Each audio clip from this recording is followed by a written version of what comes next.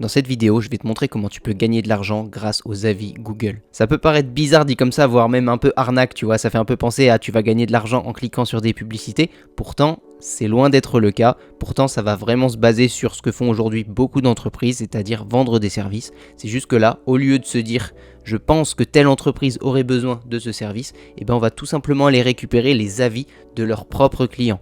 Les avis Google, c'est une manière de récupérer ce que pensent réellement les clients d'une entreprise pour derrière aller leur proposer, leur dire ok, j'ai vu que telle personne avait tel problème, moi j'ai potentiellement une solution. Et tu verras que dans cette vidéo, même si aujourd'hui tu proposes pas forcément des services qui sont liés à des besoins de certaines entreprises, eh ben tu verras qu'il est possible, même si tu n'as pas forcément les services, les compétences requises pour proposer ce genre de service, que tu peux quand même gagner de l'argent grâce à ça. Donc c'est parti, on va gagner de l'argent grâce aux avis Google. Alors avant qu'on passe sur mon écran, je vais d'abord t'expliquer le processus. Le processus, il est très simple. Dans un premier temps, on va récupérer dans un domaine en particulier, dans cet exemple ce sera les restaurants, on va aller récupérer un maximum de restaurants sur Google Maps, de manière 100% automatique, je te rassure. On va les récupérer, puis on va récupérer les avis de tous ces restaurants. À partir de ces avis-là, on va les trier. On va les trier de manière à ne récupérer que les pires avis, les avis négatifs. Une fois qu'on a récupéré ces avis négatifs, on va les donner à ChatGPT et on va lui demander, ok, à partir de tous ces avis négatifs, quel serait pour toi un service qu'on pourrait vendre à cette entreprise? Si c'est un service qu'on est capable de proposer à cette entreprise, alors dans la foulée, on va lui demander, ok, à partir de maintenant, à partir du service que tu m'as donné et à partir de ces nombreux avis négatifs, rédige-moi directement un mail de prospection qu'on va envoyer à cette entreprise. Pour gagner de l'argent grâce aux avis, t'es pas obligé de maîtriser tous les services que ChatGPT nous dira de faire. J'ai une petite astuce pour quand même gagner de l'argent malgré cela, donc reste bien jusqu'à la fin de cette vidéo, je te le dirai. Ok, on est donc sur mon écran maintenant. La première chose à faire, comme je te l'ai dit, c'est de récupérer une liste de beaucoup de restaurants. Pour ça, on pourrait aller sur Google Maps et taper restaurant et récupérer tous les restaurants qui existent. Et bien ça nous prendrait énormément de temps. Et sur cette chaîne, je te donne des conseils pour automatiser une activité, ce qui signifie qu'on va pas s'embêter à aller chercher manuellement chacun des restaurants. On va plutôt utiliser un outil qui s'appelle Apify. J'ai déjà fait plusieurs vidéos sur cet outil qui est incroyable. Il a une version gratuite qui est également aussi très complète, qui nous permet de faire vraiment beaucoup de choses avant d'avoir besoin de passer sur la version payante. Donc je te mets le lien dans la description pour te créer un compte et on va commencer par prendre notre outil. Donc sur Apify on appelle ça un acteur.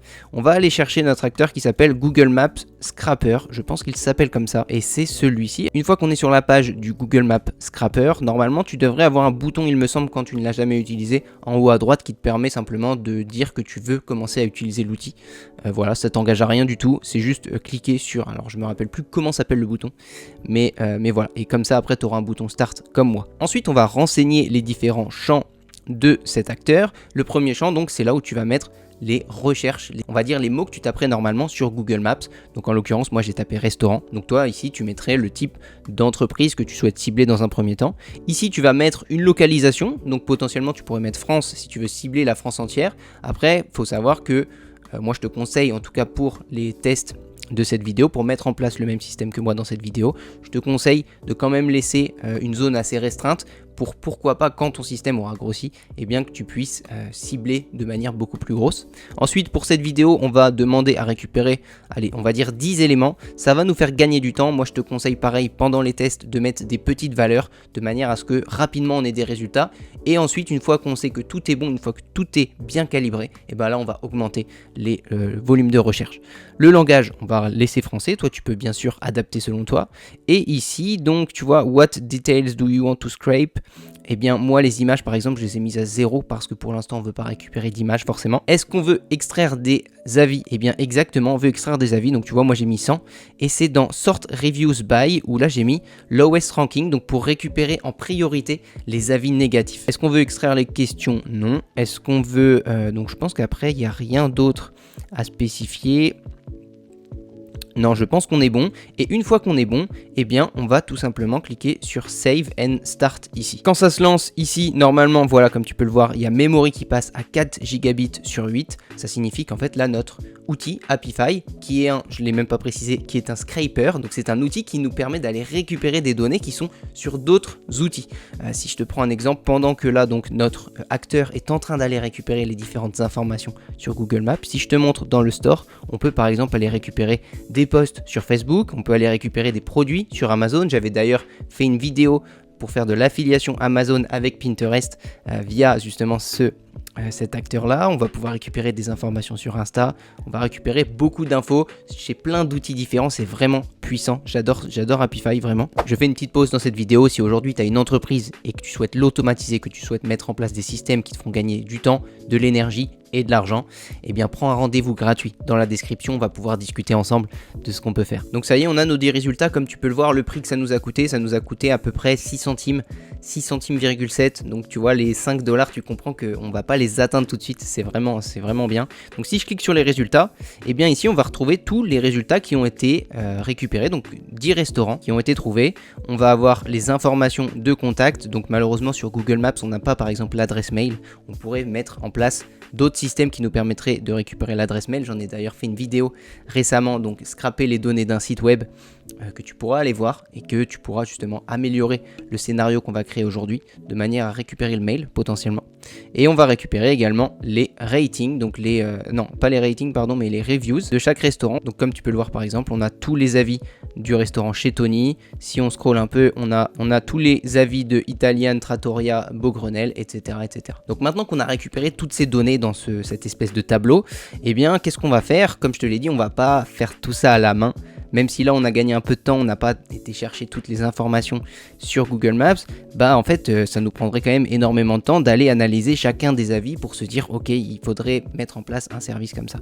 Non, maintenant on va utiliser un nouvel outil. Ce nouvel outil c'est Meg.com. Meg.com c'est l'outil que je présente dans toutes mes vidéos. Si tu es habitué et tu commences à connaître ce speech, c'est l'outil que j'utilise dans toutes mes activités et qui me permet d'automatiser l'activité de mes clients. Il permet simplement de tout faire et de nous simplifier la vie énormément. Bref, tu vas vite le comprendre dans cette vidéo. Tu vas créer un compte gratuit via le lien que je vais mettre dans la description. Je te rassure, le compte gratuit est amplement suffisant pour faire ce qu'on va faire aujourd'hui. Donc, une fois que tu auras créé ton compte, tu vas te créer un nouveau scénario et tu arriveras sur cette interface-là. Voilà le scénario qu'on va créer ensemble dans cette vidéo. Si ça t'intéresse, je vais te mettre un lien dans la description qui te permettra de directement le télécharger. Ça va te permettre d'éviter de faire des erreurs quand tu essaieras de recopier sur moi et au moins tu auras déjà toutes les valeurs qui seront prêtes à fonctionner. Tu n'auras plus qu'à gérer les différentes connexions avec les différents outils, notamment Apify et OpenAI, et une fois que c'est bon, eh bien ton scénario tournera direct. Pour l'importer sur ton Mac, une fois que tu l'auras téléchargé, tu n'auras plus qu'à cliquer ici sur les 3 petits points, puis import blueprint, et là tu viendras importer le fichier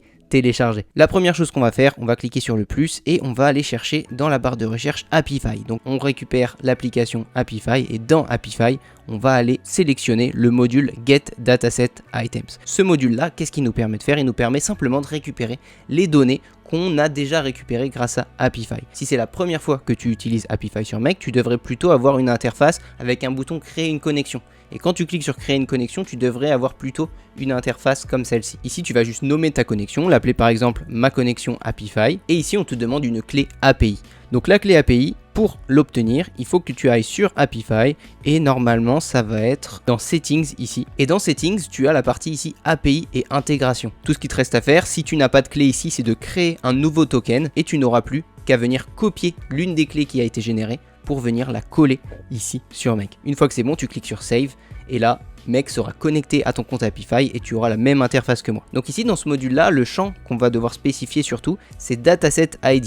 En gros, Dataset ID, chaque fois que Apify récupère un tas de données, eh bien il lui donne un ID unique. Et cette ID unique, eh bien c'est justement cette valeur-là qu'on doit renseigner. Donc pour obtenir le Dataset ID, eh bien on va retourner sur Apify et normalement on devrait retrouver notre dataset ID si on va dans Storage et il est là, tu vois, dataset ID. On va juste copier ça, on retourne sur Make et on va coller notre dataset ID ici. Parfait. La limite, encore une fois, pour que ça aille assez rapidement, je vais juste mettre 3 dans un premier temps, ce qui nous permettra de gagner du temps sur la vidéo. Et puis, je pense qu'on est bon. Si on fait un OK et qu'on fait notre premier test en cliquant ici sur Run Once, on va récupérer les données de nos 3 premiers résultats d'Apify. Donc, comme tu peux le voir ici dans l'output, ce qui signifie ce que le module nous a renvoyé, on a bien 3 bundles. Et dans chaque bundle, donc un bundle, c'est un petit peu une sorte de pack de données.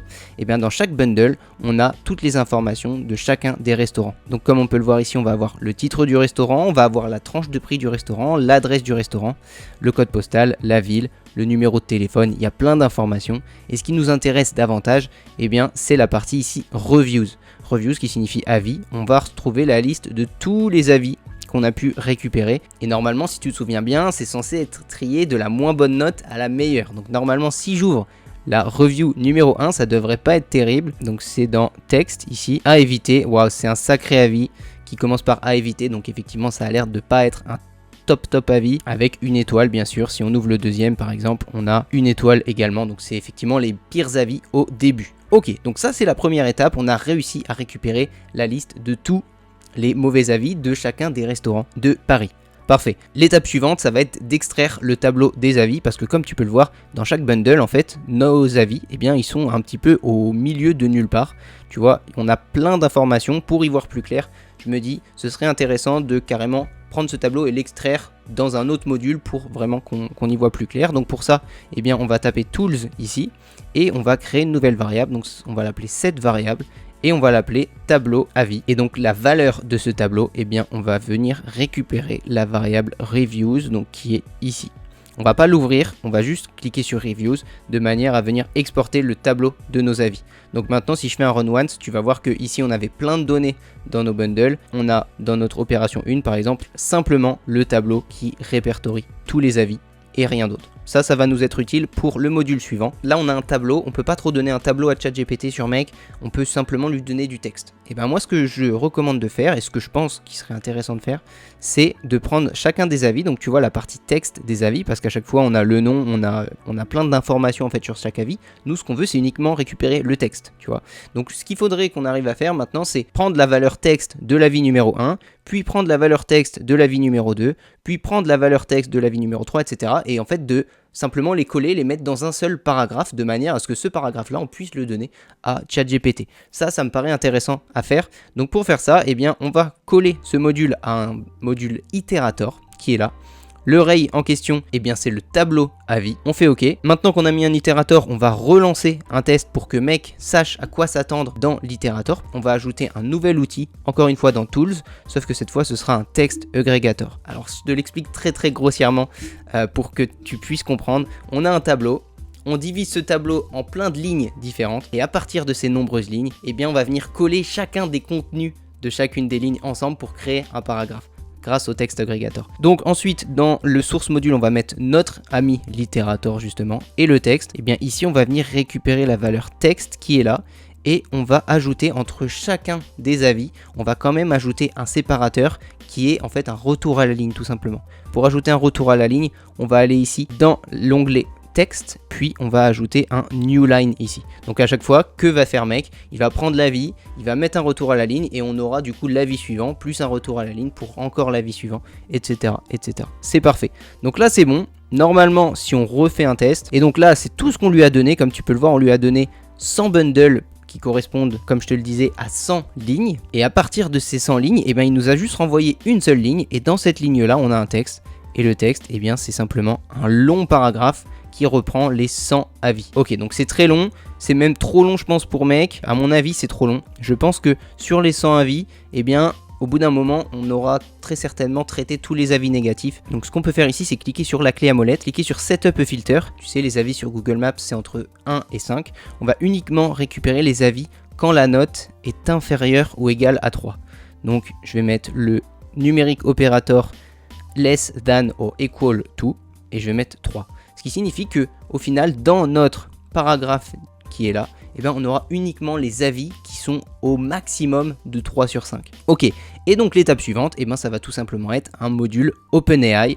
Donc on va taper OpenAI ici, donc c'est sans espace OpenAI.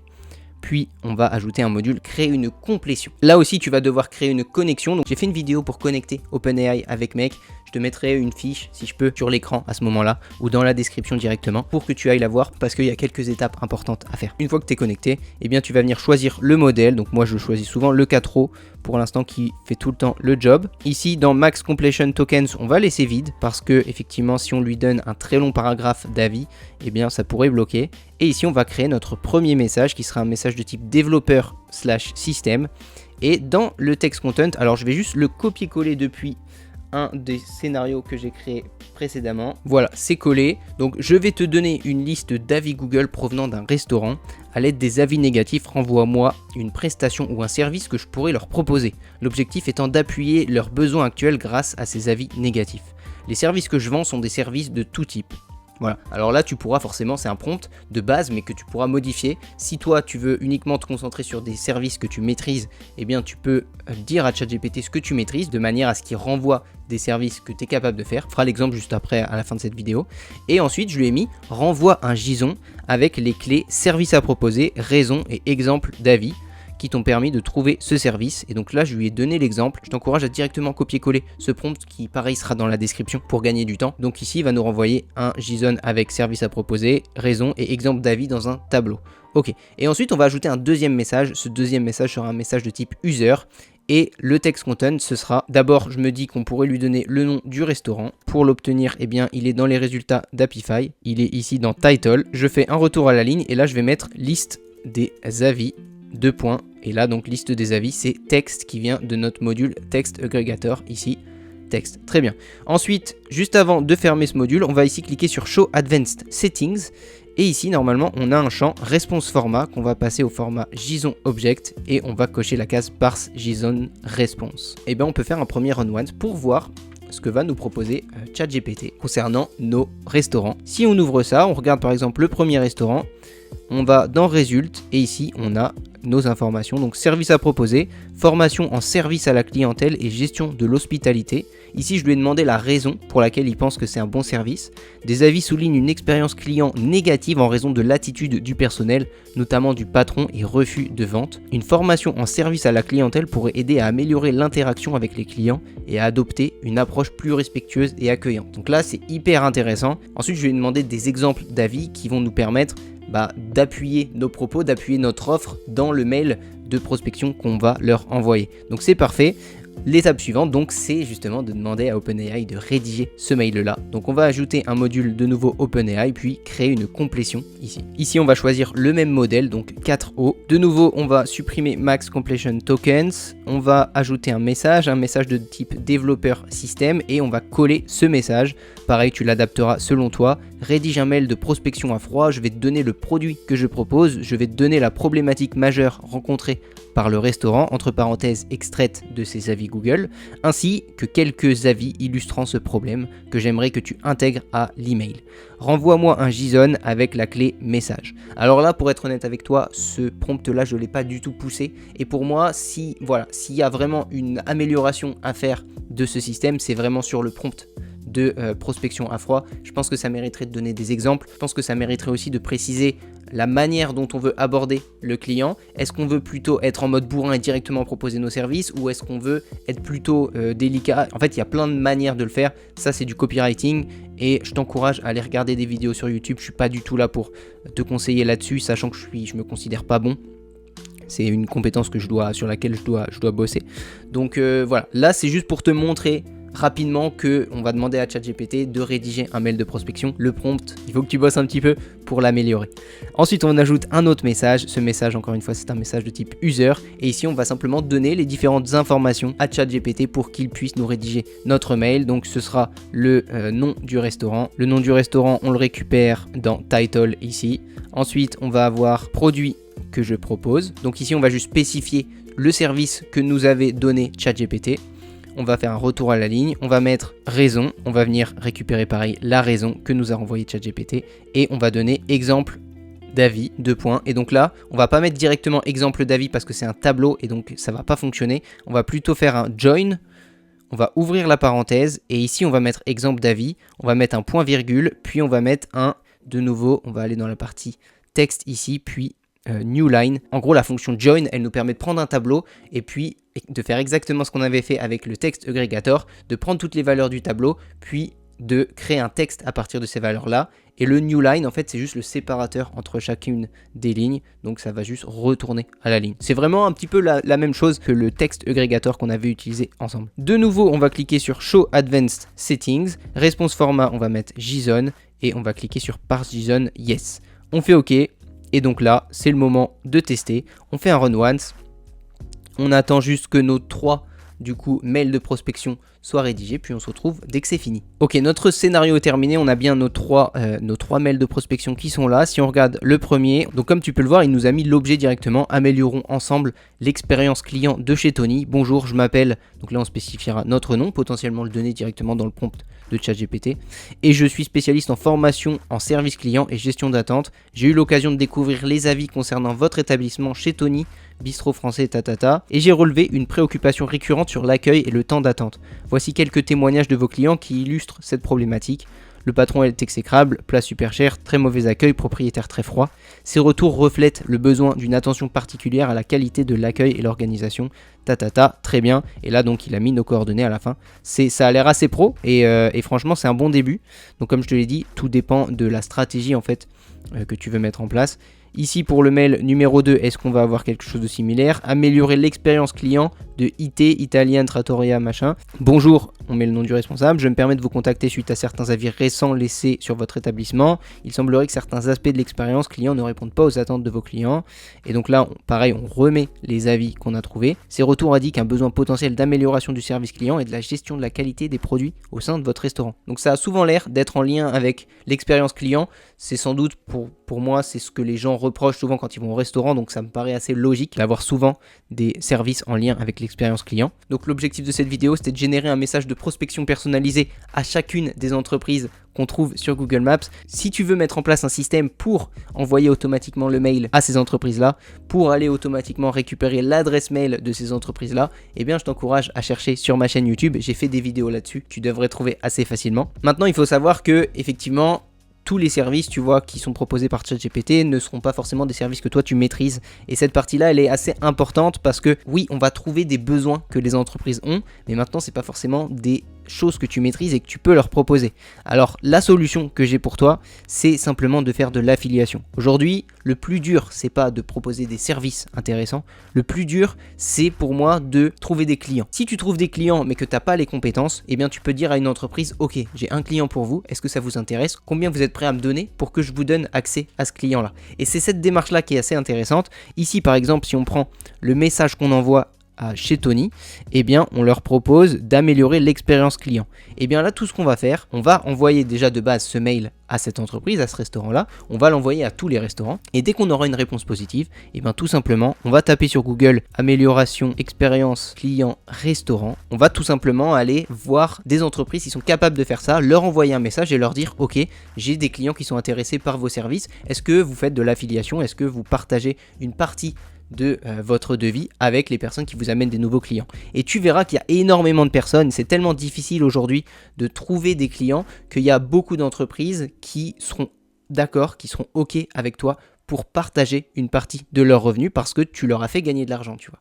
Et donc voilà la méthode que moi je te conseille de faire. Après, si toi tu es surtout à l'aise de travailler avec tes propres compétences et que tu n'as pas forcément envie de faire de l'affiliation, eh bien ce que tu peux faire, c'est simplement modifier le prompt de ce module-là. Et ici, au lieu de mettre les services que je vends sont des services de tout type, eh bien toi tu mettrais ce que tu sais faire, tout simplement. Par exemple, je vends des sites web, des applications et des automatisations. Tu vois, ça c'est un exemple. Si on fait ça, eh bien effectivement peut-être que ChatGPT va pas forcément à chaque fois trouver des services pertinents. C'est pour ça que c'est important de faire du volume dans ces cas-là.